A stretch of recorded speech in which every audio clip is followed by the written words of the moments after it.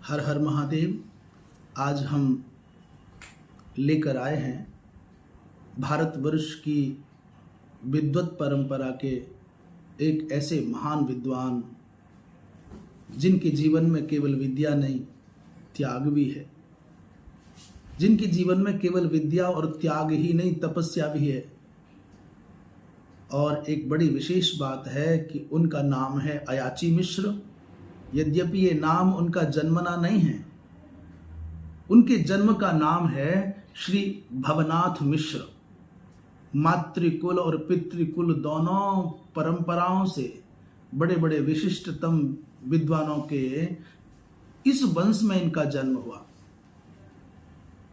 और अयाची मिश्र नाम इसलिए पड़ा कि उनका व्रत था, संकल्प था कि संसार में किसी के भी सम्मुख अपने अभाव का स्मरण करके कुछ याचना नहीं करनी है। और संसार मात्र नहीं, सामान्य स्वजन संबंधी पुरजन परिजन नहीं, मिथिला नरेश इनके प्रति बड़े श्रद्धा का भाव रखते। बार बार आग्रह करने पर भी इन्होंने उस महाराज से पाठशाला बनाने की तो कौन कहे, उस पाठशाला के खर्चे की व्यवस्था के लिए ग्राम मांगने की तो कौन कहे। यहां तक कि बार बार आग्रह करने पर एक गौ माता भी स्वीकार नहीं लिया। अरे बाबा, भगवान शंकर के अनन्य उपासक होने पर भी भगवान शंकर से इन्होंने कभी अपनी आराधना में एक शब्द न कहा कि मुझे ये आवश्यकता है। जीवन का अमूल्य समय विद्यार्थियों के विद्यादान में जाता, भगवान शंकर की आराधना में जाता और भगवत चिंतन में जाता। घर पर इनके पास में 5 कट्ठा भूमि, जिसमें इतना चावल हो जाता कि दोनों पति पत्नी एक समय भोजन कर लेते, वर्ष गुजर जाता। घर के आंगन में एक आंवला का पेड़ था, इतना आंवला हो जाता कि प्रतिदिन 4-5 आंवले के फल मिल के दोनों खा लेते और वर्ष भर को चल जाते। और तुलसा जी का वृक्ष था, उसका नित्य ग्रहण करते। इस प्रकार भगवान शंकर की आराधना करते, विद्यादान करते, तपस्या करते, त्याग पूर्वक जीवन जीते। जीवन का उत्तरार्ध आ गया। एक दिन श्रीमती ने, इनकी धर्मपत्नी ने कहा, भगवान एक संतान हो जाती तो जीवन जीने का आश्रय मिल जाता, सहारा मिल जाता। निस्संतान होकर के जीवन जीना यह अच्छा नहीं है।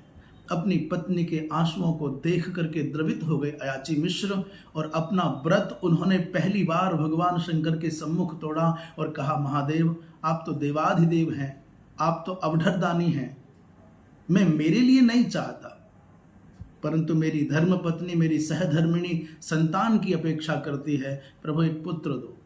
स्वप्न में आकर भगवान शंकर ने कहा, अयाची तुम्हारी तपस्या, तुम्हारा त्याग विलक्षण है, तुम्हारी विद्या विलक्षण है, मैं बहुत प्रसन्न हूं, परंतु 7 जन्म तक तुम्हारे भाग्य में संतान प्राप्ति का कोई योग नहीं है। अयाची मिश्र ने कहा, प्रभु यदि प्रारब्ध के अनुसार संतान मिलने की बात होती तो फिर आपके पास याचना करने कोई आता क्यों? आपके बारे में तो कहा जाता है भोलेनाथ कि आप तो मेटत कठिन कुवंक भाल के, आप तो प्रारब्ध को परिवर्तित कर सकते हैं। भगवान शंकर ने कहा, अयाची प्रारब्ध को मिटाना अच्छा नहीं है, विधाता के लेख का विमार्जन करना अनुकूल नहीं होता। हाँ, तुम आ गए हो तो मैं पुत्र विधाता के क्रम से नहीं दूंगा, मैं स्वयं तुम्हारा पुत्र बन करके आऊंगा। अयाची मिश्र ने पुत्र होने के बाद अपने उस अद्भुत प्रतिभाशाली बालक का नाम शंकर ही रखा। उनके मन में भाव है कि भोलेनाथ ही पुत्र बन करके आए हैं और वास्तव में अयाची मिश्र के आंगन को अपनी उपस्थिति के सौरभ से महकाने के लिए भगवान शिव ही आए। ये दशा है, आर्थिक स्थिति ऐसी है कि जब इस बालक का नालच छेद करने के लिए उस गांव की माता आई, उस माता को नालच्छेद करने के बदले में जो पारिश्रमिक दिया जाता, जो दक्षिणा दी जाती, वो देने तक के लिए कुछ अयाची मिश्र के घर में नहीं है। ऐसा नहीं है कि वो अभाव में है, दरिद्रता में है, गरीबी में है, निर्धनता में है और समाज निष्ठुर है, अकरुण है, अंधा है जो देखता नहीं, इतना बड़ा विद्वान अभाव में जी रहा है। संसार के बड़े बड़े धनियों ने, मानियों ने उनको देना चाहा, परंतु उनको लेना ही नहीं है। वो गरीब नहीं है, वो स्वाभिमानी है, वो तितिक्षु हैं, वो तपस्वी हैं, वो त्यागी हैं, वो विरक्त हैं। इसलिए संसार की संपत्ति चारों ओर भरी हो तो भी उनको क्या। धीरे धीरे इनका बालक, हाँ, तो उस माता को जिसका नाम फूलवती था, जब ये नालद छेदन के निमित्त कोई दक्षिणा ना दे सके तो सहसा माता ने भावुक होकर के प्रतिज्ञा कर ली, बहन मेरे इस बालक की जो प्रथम आय होगी वो तेरी हो जाएगी। जो भी कुछ पहली कमाई लेकर के आएगा, जो भी कुछ पहली आय आएगी, वो सब तुम्हारी हो जाएगी। बात आई गई हो गई। धीरे धीरे बालक 4 वर्ष के लगभग हो गए। पहनने के लिए वस्त्र नहीं है, अति सामान्य भात आहार मिलता है। बच्चों के साथ में खेलते थे। एक दिन मिथिलाधिपति मिथिला नरेश की सवारी आ गई। बालक तो डर के मारे भाग गए, परंतु शंकर मिश्र, अयाची मिश्र का वो अद्भुत पुत्र, बड़ा प्रतिभाशाली, बड़ा निर्भीक, वो देवंबर वेश में जैसे भोलेनाथ का कोई लघु रूप हो, वो बड़े मस्त खड़े हुए हैं। राजा ने इनकी इस निर्भीकता को देख करके, इस निडरता को देख करके पता कराया, भाई कौन है, क्या है, क्यों खड़ा हुआ है, इसको डर नहीं लगता। इन्होंने कहा, भाई क्यों डरें और किससे डरें?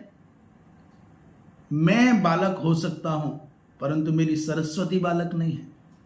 मैं अभी पूरा 5 वर्ष का नहीं हुआ, परंतु तीनों लोकों का वर्णन करने की सामर्थ्य मेरी सरस्वती में है। बालोहम जगदानंद नमे बाला सरस्वती। उस बालक ने जब अपने मुख से ये पवित्र श्लोक उच्चारित किया तो राजा भी मंत्रमुग्ध हो गया। राजा के साथ में जो उनका परिकर है वो भी एकदम से शांत वातावरण में कहा, महाराज फिर सुनाओ। उन्होंने कहा, बालोहम जगदानंद नमे बाला सरस्वती अपूर्णे पंचमे वर्षे वर्णयामि जगत त्रयम्। पूरे 5 वर्ष का नहीं हुआ, परंतु तीनों लोगों का वर्णन कर सकता हूं। राजा रथ से नीचे आ गए और इस बालक के सम्मुख हाथ जोड़ करके बैठ कर कहा, भगवान वास्तव में आपकी वाणी में वो माधुर्य है जिस माधुर्य के आकर्षण में बंधे हुए संसार के जिज्ञासु जीव दौड़े चले आए। यदि वास्तव में आप तीनों लोगों का वर्णन कर सकते हैं तो हे महादेव, हे शंकर मिश्र, प्रभु आप मेरे बारे में एक श्लोक की रचना करें जिसमें एक पंक्ति वैदिक संस्कृत की हो और एक पंक्ति लौकिक संस्कृत की हो। ध्यान से सुनना बंधुओं, ऐसा अद्भुत प्रश्न, ऐसी अद्भुत परीक्षा, और जैसी अद्भुत परीक्षा राजा के द्वारा ली जा रही है, उससे भी उत्तम प्रति उत्तर उस लघु बालक के द्वारा दिया जा रहा है। उन्होंने कहा, महाराज चलितस चकितस छन्नः प्रयाणे तब भूपते।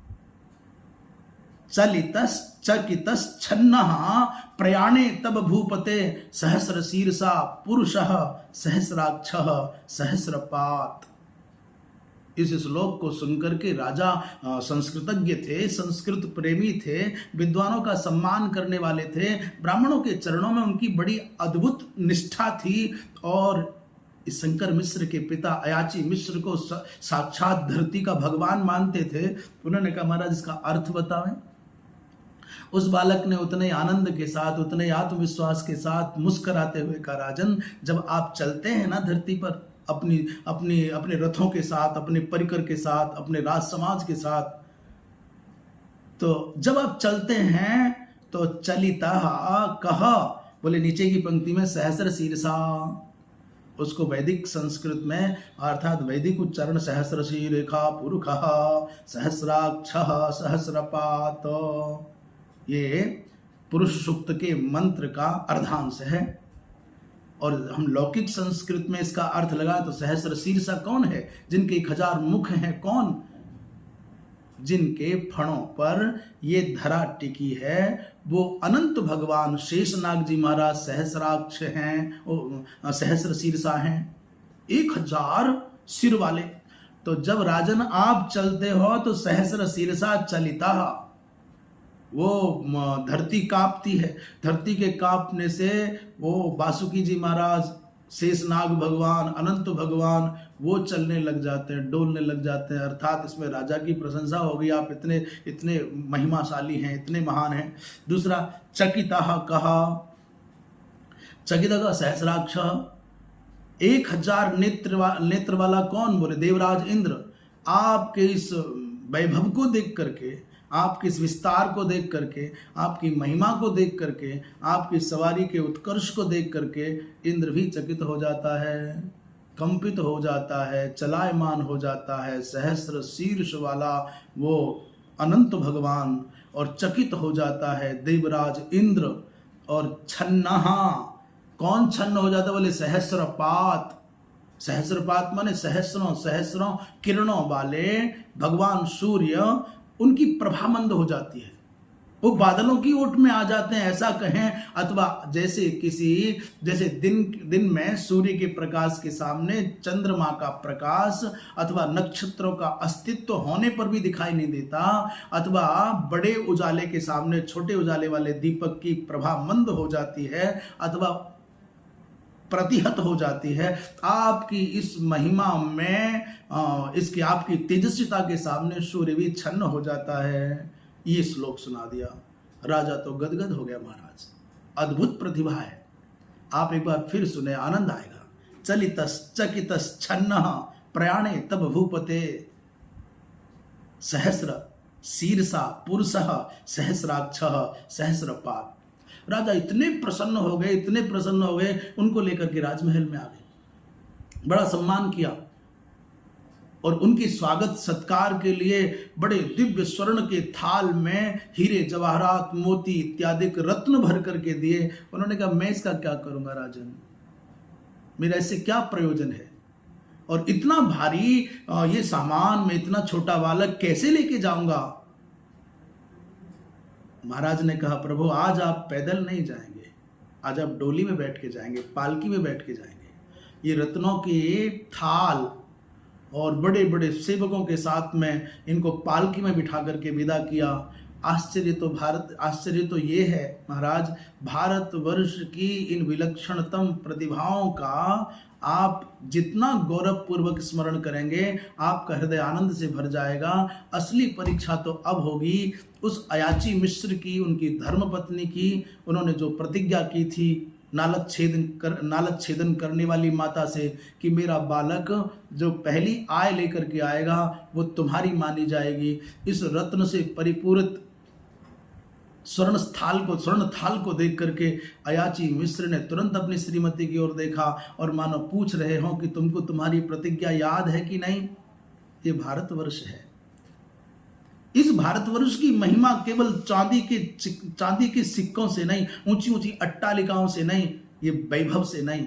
भारत गौरवशाली होता है त्याग से, वैराग्य से, तप से, विद्या से, ज्ञान से।